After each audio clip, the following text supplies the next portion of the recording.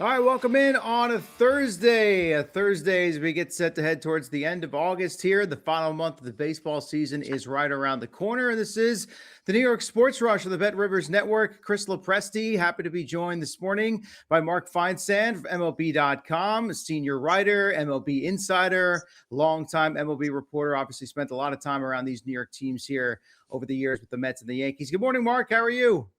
CeeLo, how you doing, my man? I'm great. I'm doing just fine. Let's dive right into it. Do a lot of Yankees this morning. Obviously, they are front and center right now, and a good bounce back win for them last night after the bullpen kind of yucked things up in Tuesday night's opener against the Astros. And with the big 4-game series ahead against the Red Sox this weekend, including the doubleheader, felt like a good night for them to kind of get back even with Houston heading into the series finale coming up tonight. Now, before we get into some more specific stuff, injuries, the outlook for the remainder of the season in certain instances, certain positions, whatnot, I wanted to just kind of get your broad overall thoughts. Aaron Judge's status aside, which we will get to, as the Yankees head towards this last month of the season and this pennant race heating up, wild card standings, all that. When you kind of look at them from a broad perspective right now, what would be your biggest concern outside of Aaron Judge heading down the stretch here of the season? Well, I think just the health of the pitching staff as a whole. Ryan Weathers is hurt now. Max Fried has been on the IL, but it appears he's ready to come back this week. So they avoided a potential landmine there.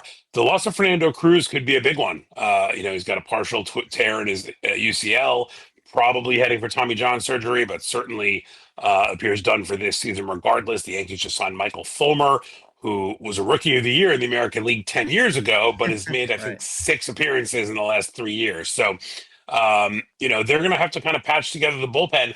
I think if Fried can come back healthy and stay healthy, and you've got Schlittler, Cole, Fried, Rodon as your rotation, and you can use Ryan Weathers, assuming he comes back healthy, and Warren and some of the other guys who have traditionally been starters in the bullpen, that could answer some of the questions. But we know that the 162 games is a marathon. It's a grind. We hear about it all the time. This is why guys get hurt. And, you're at a point in the season where, excuse me, when guys get hurt, you can't just go out and make a trade to replace them. So, Elmer Rodriguez came up and gave them a really good start on Wednesday night. That was important just to help sort of, put a little salve on the wound there after they lose Cruz and with Weathers down. But just health is going to be the key for the Yankees down the stretch. They have a favorable schedule. After this series against Boston that you mentioned, they play the Angels, they play the Padres, who are a tough team. Then they play the Rockies, they play the Mets, they play the Twins. So they've got some soft spots on the schedule coming up before the potentially AL East deciding series September 22nd, the 4-game series against Tampa Bay. As we talk about some of these guys have been out injured and may or may not return and factor into the pitching staff the rest of the way here. Clark Schmidt's a name I still am kind of waiting to hear more about. I know that he's getting ready to go out on this rehab assignment now. He's already had one, I don't know if I'd call it a true setback, but sort of a delay in ramping himself up and returning from surgery. So what's your sense on him? I mean, it's going to take a while to build him up. Is that probably one we should plan on next season for? Or do you think there's a chance that if he gets through his rehab assignment okay, he could potentially come back and factor into even maybe say that bullpen mix down the stretch and into October? I think that's the likely scenario. If he can go to a rehab assignment and show that he's healthy and his stuff is where it should be and the velocity's fine, I think the Yankees would look at him as a relief option. That's what I'm saying. The bullpen for October could feature Ryan Weathers, Will Warren, Clark All of Schmidt. them, right? It's Elmer Rodriguez could factor in there as well. Like that, we've seen teams in the past get very creative when it comes to October. And if you don't need a guy in the rotation, well, you're not just going to say, well, all right, we're just going to leave him off the roster, which is what they used to do. We used to see fifth starters left off the playoff roster all the time. Now they say, well, maybe this guy is going to be better in a 2-inning stint for us than the guy we have currently in that role in the bullpen. The Dodgers did it last year. Sasaki was closing for them in the playoffs. Yep. And we've seen it before where teams are using their starters on off days to close. So, I think the Yankees are going to look at all options, and whoever they feel their best mix of arms in that bullpen is, whether they're traditionally starters or relievers. That's where they're going to go. All right, let's get into Judge now because that feels like the obvious linchpin for the rest of the season and into October. Yes, the Yankees right now are finding ways to get by. Luis Garcia has gotten hot, so they're getting some production. They're putting up some runs here over the course of the last 3-4 games or so. So, look, the Yankees have been very consistent. We expect Judge back at some point. It's been a slow process. The ramp up has been slow. The underwater hitting, the hitting off the tee. We saw him out there doing the agilities and the sleeveless shirt the other day. What's your confidence level that A, you believe he's going to return, and B, what version of Aaron Judge do you think we're going to get if and when that happens? This was always my favorite thing when I was on the Yankees beat, was when guys would be ramping up, coming back from an injury, and they'd be like, "Oh, he did T work today." The pitcher, "Oh, he threw off a half mountain today," and you're like, "All right, let me know when he's actually like at a rehab assignment." The problem for Judge is going to be, by the time he's ready for a rehab assignment, there might not be any more minor league games for him to play in. Right. So they may have to just do a bunch of simulated games, simulated at bats, let him face some of their actual pitchers to get his timing back in a real sort of simulated game situation. I think he'll be back. I mean, we saw him taking batting practice this week. We've seen him running the bases, doing playing catch. I think the Yankees understand that they have to be careful with him because they have a lot of money invested in him, and any chance of him re-injuring that rib is not worth it. They need him at as close to 100% as he can get. Will he be 100%? I don't think anybody's ever truly 100% in these situations, but I think he'll be good enough to give it a go.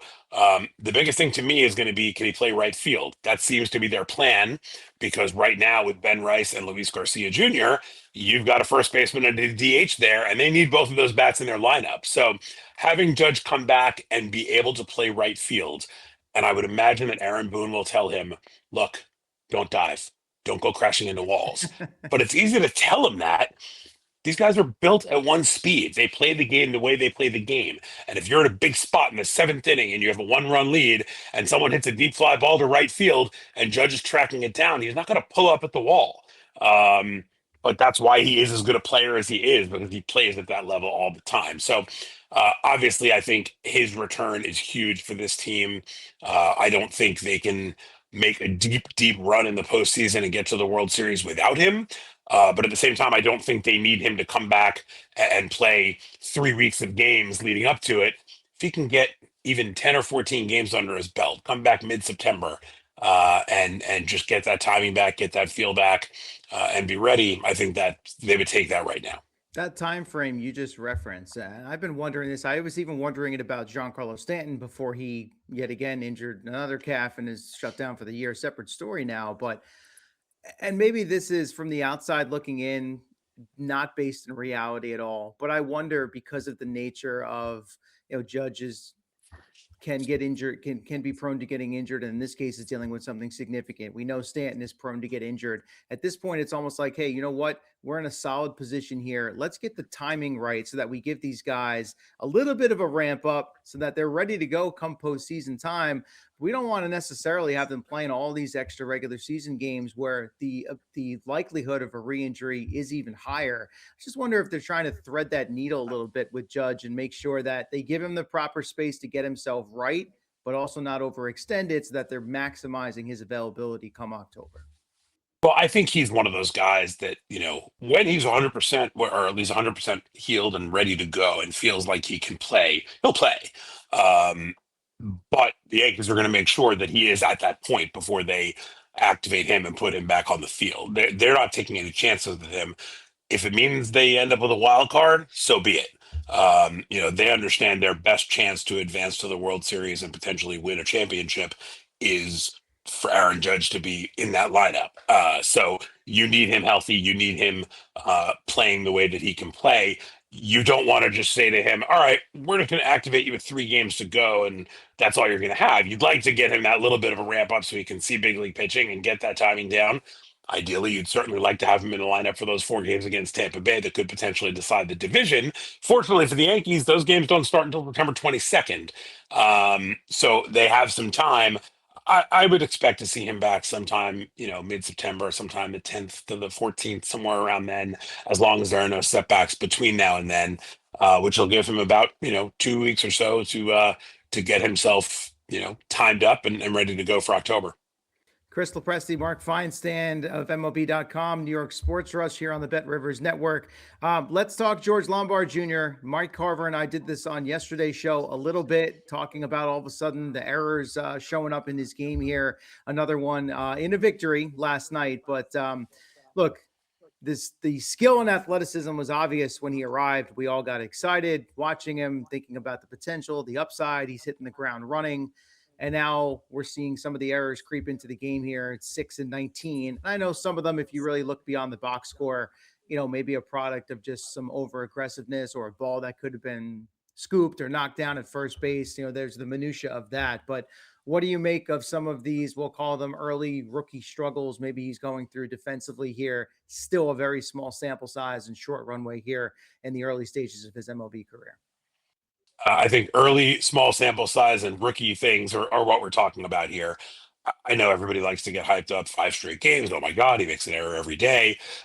He's 21 and he's been in the big leagues for like 10 minutes. So I think, if you start, and he's playing in a pennant race with his debut. So he's not coming in like a regular rookie where you're coming in April or even May, where the games are a little more relaxed and you can these games are hyped right now, right? Like everybody's watching. Every game means the world.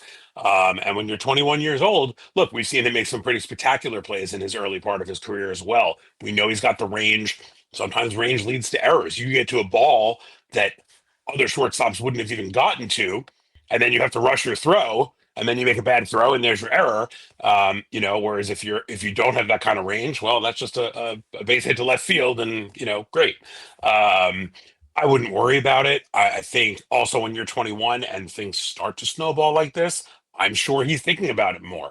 My experiences and the few experiences I've had in speaking with him, he seems like a pretty poised kid who isn't going to let a whole lot of things bother him.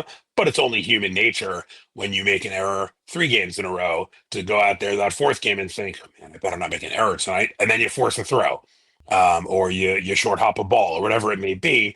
So I think the best thing for him will be to end this streak, so it doesn't turn into 6 games in a row and then 7 games in a row. And then all of a sudden everybody says, oh my God, this guy can't field.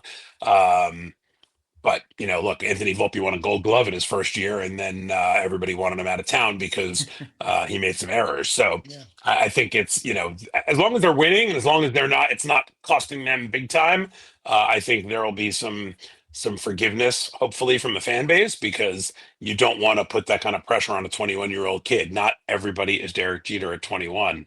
And Jeter had some errors too, so I wouldn't really worry about it, but it's certainly something that will continue to be monitored because, after all, this isn't the Omaha, Nebraska sports rush; it's the New Right. York sports rush.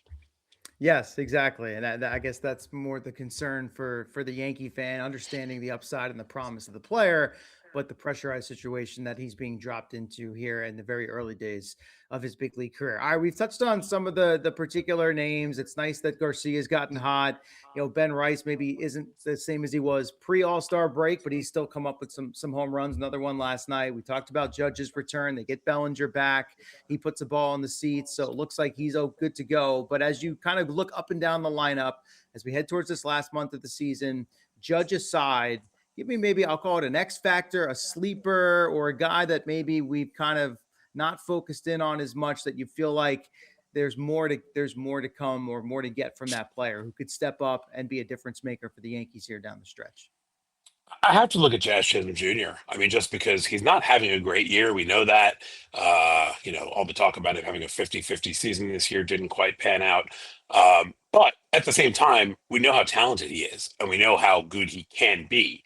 And if he can step it up and play like he did last year over this final stretch and into October, that's going to be a big weapon for them if they can add Aaron Judge back into the lineup.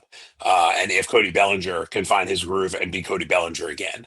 Because if you go into a playoff series and you've got a productive, effective Jazz Chisholm with Judge and Bellinger and Rice all of a sudden that's the makings of a pretty good lineup. Then you factor in, other guys who, if Lombard can continue to hit the way we've seen him have the ability to, Grisham's shown the ability to hit well. They have a lot of good hitters in this lineup, but if Jazz can play to that great level that we have seen from him before, that would be a huge thing for them down the stretch.